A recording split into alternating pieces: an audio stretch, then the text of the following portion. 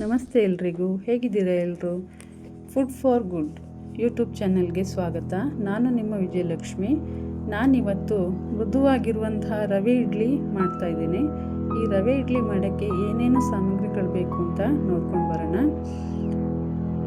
3 ಗ್ಲಾಸ್ನಷ್ಟು ಇಡ್ಲಿ ರವೆನ 10 ನಿಮಿಷಗಳ ಕಾಲ ನೆನೆಸಿಟ್ಕೊಂಡಿದ್ದೀನಿ.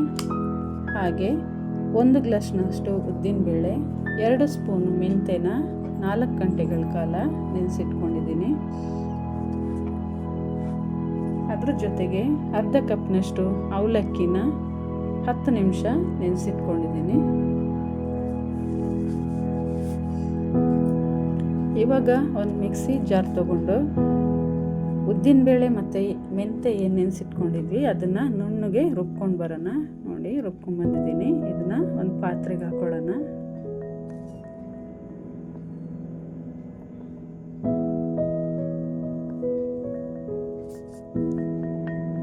ಈಗ ಇದೇ ಮಿಕ್ಸಿ ಜಾರ್ಗೆ ನೆನೆಸಿಟ್ಕೊಂಡಿರೋಂಥ ಅವಲಕ್ಕಿನ ಹಾಕೊಳ್ಳೋಣ.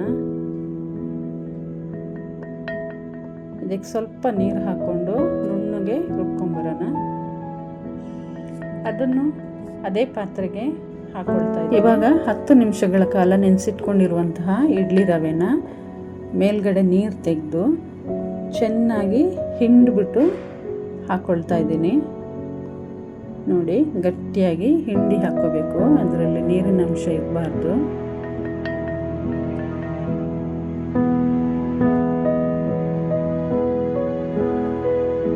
ಎಲ್ಲ ರವೆನೂ ಇದೇ ಥರ ಹಿಂಡಿಬಿಟ್ಟು ಹಾಕೊಳ್ಳೋಣ. ಇದನ್ನು ಇವಾಗ ಚೆನ್ನಾಗಿ ಮಿಕ್ಸ್ ಕೊಡೋಣ.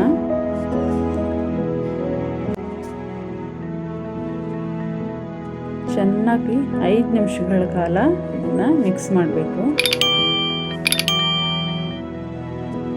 ರವೆ ಉದ್ದಿನಬೇಳೆ ಏನು ರುಬ್ಕೊಂಡು ಹಾಕ್ಕೊಂಡಿದ್ದೀವಿ ಅದೆಲ್ಲ ಚೆನ್ನಾಗಿ ಮಿಕ್ಸ್ ಆಗಬೇಕು, ಹೊಂದ್ಕೊಳ್ಬೇಕು. ಅದಕ್ಕೋಸ್ಕರ 5 ನಿಮಿಷಗಳ ಕಾಲ ಕೈ ಬಿಡ್ದಂಗೆ ಈ ಥರ ಮಿಕ್ಸ್ ಮಾಡ್ತಾ ಇದ್ದೀವಿ.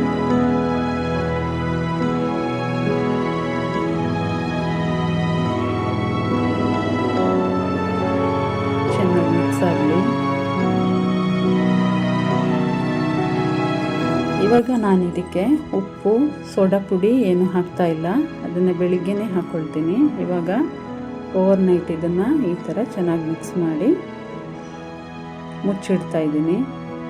ರಾತ್ರಿ ಎಲ್ಲ ಚೆನ್ನಾಗಿ ನೆನ್ಕೊಂಡ್ಮೇಲೆ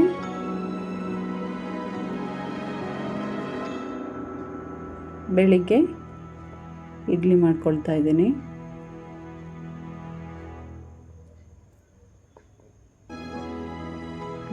ಚೆನ್ನಾಗಿ ಮಿಕ್ಸ್ ಆಗಿದೆ ನೋಡಿ. ಇವಾಗ ಇದನ್ನು ಮುಚ್ಚಿಟ್ಕೊಳ್ಳೋಣ. ಈ ಹದಕ್ಕೆ ಬರಬೇಕು ನೋಡಿ. ಬೆಳಿಗ್ಗೆ ತೆಗೆದು ನೋಡ್ತಾ ಇದ್ದೀನಿ.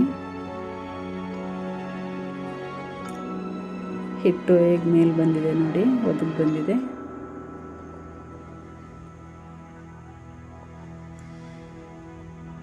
ಇದನ್ನು ಇವಾಗ ಚೆನ್ನಾಗಿ ಮಿಕ್ಸ್ ಮಾಡ್ಕೊಳ್ಳೋಣ. ಚೆನ್ನಾಗಿ ಮಿಕ್ಸ್ ಆದಮೇಲೆ ಇವಾಗ ಸ್ವಲ್ಪನೇ ಸ್ವಲ್ಪ ಸೋಡಾ ಪುಡಿ ಹಾಕ್ಕೊಳ್ತಾ ಇದ್ದೀನಿ.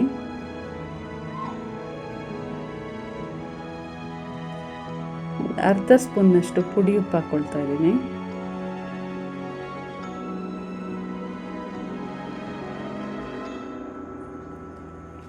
ಇವಾಗ ಚೆನ್ನಾಗಿ ಮಿಕ್ಸ್ ಮಾಡೋಣ.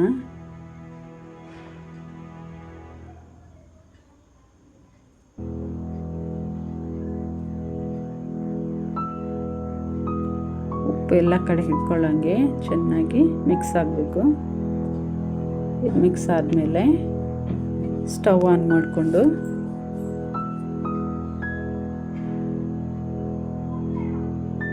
ಇಡ್ಲಿ ಪಾತ್ರೆನ ಸ್ಟವ್ ಮೇಲೆ ಇಟ್ಕೊಳ್ತಾ ಇದ್ದೀನಿ.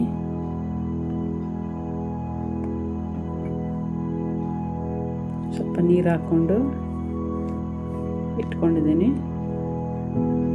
ಇದು ತುಂಬ ಹಳೆಯದು ಇಡ್ಲಿ ಪಾತ್ರೆ. ನಾನು ಇದರಲ್ಲೇ ಮಾಡ್ಕೊಳ್ಳೋದು ಯಾವಾಗಲೂ.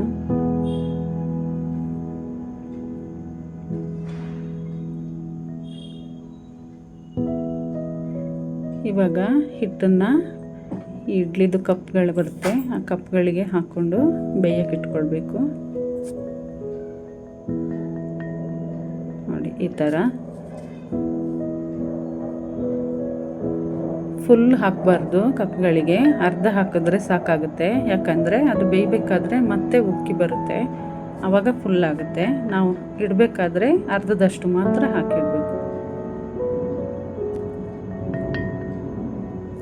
ಎಲ್ಲ ಕಪ್ಗಳಿಗೂ ಅರ್ಧದಷ್ಟು ಹಾಕಿ ಬೇಯಕ್ಕಿಡೋಣ.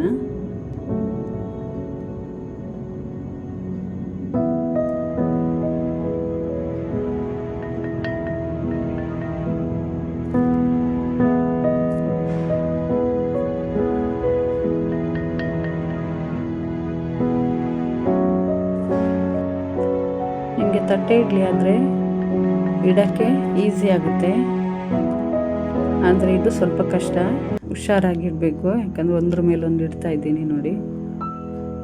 ಇವಾಗ ಇದನ್ನು ಮುಚ್ಚಿಟ್ಟು 15 ನಿಮಿಷಗಳ ಕಾಲ ಮೀಡಿಯಮ್ ಉರಿಲಿ ಬೇಯಿಸಬೇಕು. ನೋಡಿ ಇಡ್ಲಿ ರೆಡಿಯಾಗಿದೆ. ನೋಡಿ ಮೃದುವಾಗಿರುವಂತಹ ರವೆ ಇಡ್ಲಿ ರೆಡಿಯಾಗಿದೆ. ನೀವು ಕೂಡ ಇದನ್ನು ಮನೇಲಿ ಟ್ರೈ ಮಾಡಿ ನೋಡಿ, ಹೇಗೆ ಬಂದಿದೆ ಅಂತ ಕಾಮೆಂಟ್ ಮಾಡಿ. ನನ್ನ ಚಾನಲ್ನ ಸಬ್ಸ್ಕ್ರೈಬ್ ಮಾಡಿ, ಲೈಕ್ ಮಾಡಿ, ಶೇರ್ ಮಾಡಿ. Thank you.